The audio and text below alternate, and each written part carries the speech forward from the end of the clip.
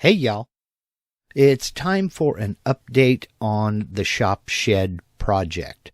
This is a rendering of the shed as I plan to have it delivered. It is 16 feet long by 12 foot wide. I have two 3-foot wide doors here on the front end and a 40-inch wide man door on one side of it. The double doors for obviously bringing material and tools in and out of the shed, and then the man door for easy access. The way I plan on building it and orienting it, the electrical panel will be up here along this front wall right here, which would normally be wasted space. And I plan on orienting the CNC router back in this corner right here, with a computer desk along this wall up here. The jury's still out about what I'm going to do up here, but I do have plans to get my big table saw out of storage and put it back to work. In the last video, this is where we left off. I had dug out the perimeter for the gravel pad, and I had put down 4x4 pressure-treated lumber rated for ground contact and built up my cedar perimeter and was ready to go get the trencher to trench in for electrical, then lay down road fabric, put on my dead men, and bring in the gravel. So this is where we left off last time. Let's go outside and see where we're at today. And this is where we are today. That's right. We moved the lawn chairs. Now, this may not seem like a big accomplishment, and to be fair, it's not. But a lot of things have been going on since I got to this point. And this is what I mean when I say real life gets in the way. Now, I'm doing this a little bit different. This is kind of vlog style for a reason. I'm going to have to take you off the tripod here and go mobile, but I'm going to try to keep the shaky cam down to a minimum, okay? Let me show you what's been going on and why I have only gotten up to this point. Basically, what I started doing was taking down the skirting. Now, we're in a mobile, obviously. So we're up on piers, we have skirting. We don't have a crawl space foundation. So I started taking down the skirting, and you can see I've got one piece of electrical conduit there. I'm running a 2-inch conduit. And there's a junction box there. More on that in just a minute.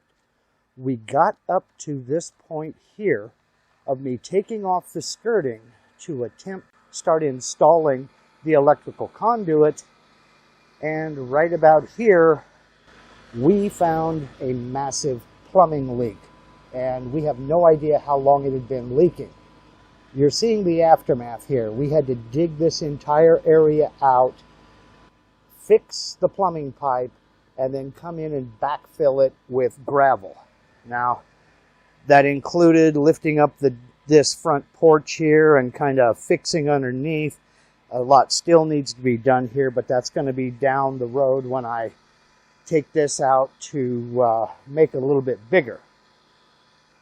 That sounds very simple, and to be fair, it is pretty simple. The problem was it took 3 weeks to get to this point. So, with this plumbing finally fixed, I've been able to get up underneath and install 2-inch conduit. I have an electrician who is going to come in and run to my meter box here and install the breaker, hook everything up, so that when it's time to set the panel in the shop shed, I'm all set, I'm ready to go. Now, from here, what we're doing is running to the back end of the house where I'm going to install an LB down here at this end. I'm going to go underground. I've got a trench down inside, and run the trench all the way out to approximately where that rock is. Then stub up my conduit. You can see I've got some conduit leaning up against the fence back there. I can stub up my conduit here. Then I can bring in the road fabric.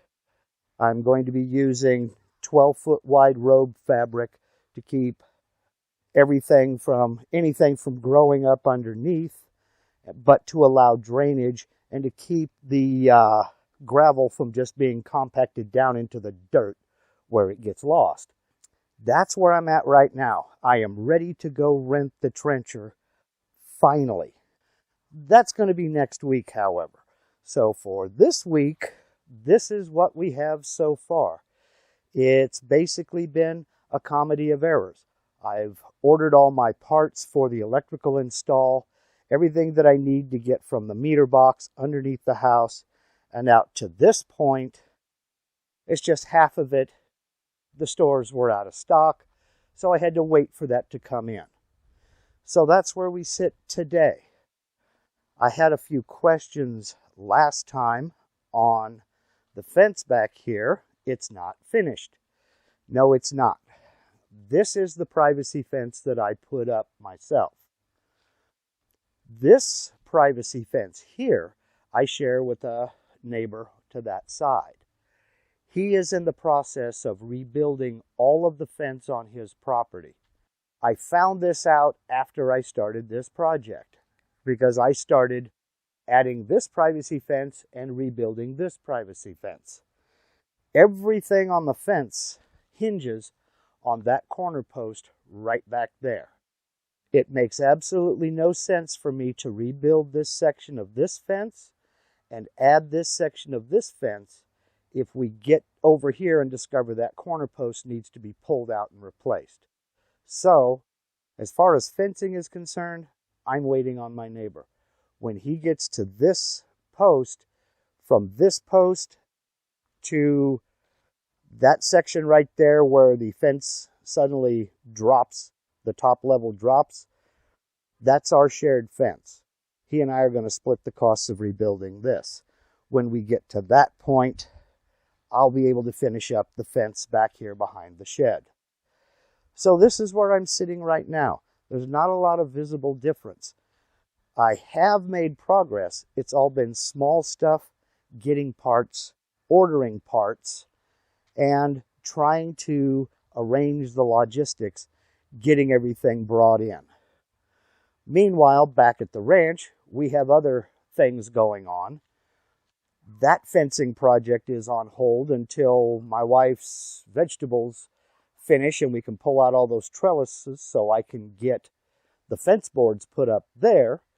You can see a walkway around those flower boxes. That's all going to get a French drain installed and some gravel installed. So when I have the trencher to run my electrical trenches, I'll trench for the French drain at the same time. All that lava rock is going to leave. While this neighbor over here with the yellow building was cleaning out his backyard, he said, "Hey, do you want some old barn wood?" Which included a whole bunch of 2x12, 16-foot long. Some of it is 2x8, but I've got a bunch of 16-foot long 2x12s. There are some here, and there are some still over at his house that we have to haul over here yet. Not being one to turn down wood, guess who has some 16-foot long 2x12s? So that's what's been going on here. So that's where I'm at today. For those of you who have been wondering, I'm using an SER cable that is a 4-wire setup. The 3 primary wires are 1 AWG and the ground wire is 3 AWG. Now, in talking with some electrician friends, thank you, Bob, thank you, Doc, that cable is rated for 125 amps. The original plan was to go with a 100 amp sub out here, but I did a little bit of looking around and I found the price difference between going with 100 amps and 125 amp was about $30. So I went ahead and jumped on it. So new plans is for a 125 amp sub panel out here, and I will be able to run everything I need to run out here, plus a whole lot more. I want to be able to expand on it, and this is going to give me the flexibility to do so should I add another shed in the future, which I plan to do. So that's where we're sitting right now. Where the junction box comes in, I made a really good deal on 88 feet of that 4-wire SER cable.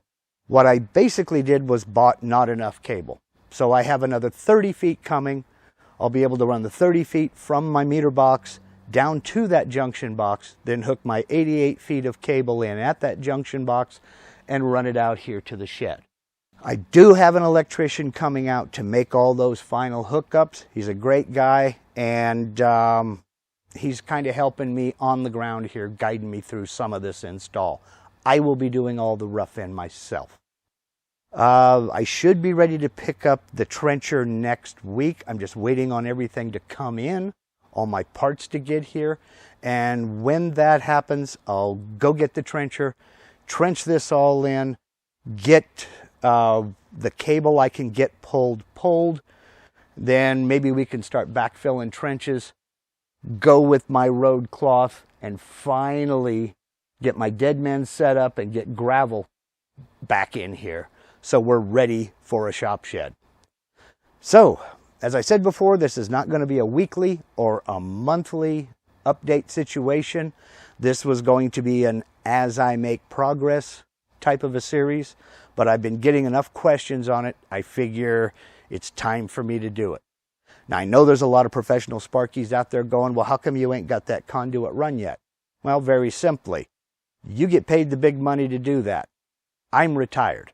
I'm fat, it's hot, I need a haircut, I take my time. This is for me. This is not for a paying customer. So, if you want to continue to follow along with this series, you're more than welcome to. Please reach down there and click that red subscribe button, make it gray. Then right next to that subscribe button, you'll see a bell icon. Click that bell icon, then click it again, and set that to all notifications. Then you'll get a notification the next time I post a video and the next time I go live. Speaking of going live, this afternoon at noon Pacific, 3 p.m. Eastern Time, I'll be hosting a live Q&A session right here on my YouTube channel where we can talk about my shop shed build, Vectric software, CNC in general, or whatever you'd like to talk about. Again, that's today at noon Pacific, 3 p.m. Eastern, right here on my YouTube channel, and I'll put a link down in the description box below to that live Q&A and to the playlist for this entire series, which right now stands at 2 videos. So it's a short series. So anyway, I hope to see you later this afternoon for the live Q&A. And as always, whether you subscribe to my channel or not, I'd like to thank you very much for taking the time to watch. Y'all take care.